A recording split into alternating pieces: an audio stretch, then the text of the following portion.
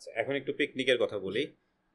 তো company picnic করবে ছুটির দিনে, এবং এমপ্লয়ীদের ছুটির দিনে তাদেরকে অফিসে আসতে বাধ্য, এবং 7টার সময় তাদেরকে নিয়ে যাবে গাজীপুরের কোনো একটা রিসোর্টে, লাইন ধরে খাইতে হবে।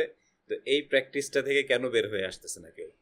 আসলে আমি যেটা বলেছি, আমাদের দেশে এখনো অনেক কোম্পানি আছে যারা ওর প্র্যাকটিসটা করে, যাদের গদবাঁধা কিছু নিয়ম আছে, যে নিয়মের বাইরে তারা যেতে চায় না। তারা মনে করে নিয়মের বাইরে নতুন কোনো কিছু একসেপ্ট করলেই তারা অনেক প্রবলেমে পড়বে। তারা আসলে জানতে চায় না যে আমরা ইনোভেশন জিনিসটা কি, তারা একসেপ্ট করতে চায় না। আর রিগার্ডিং পিকনিকের ব্যাপারটা, এইটা আসলে ভেরি কমন প্র্যাকটিস যে তারা সবসময় বন্ধের দিনটাই প্রেফার করে, যে বন্ধের দিনটা আমরা যাচ্ছি।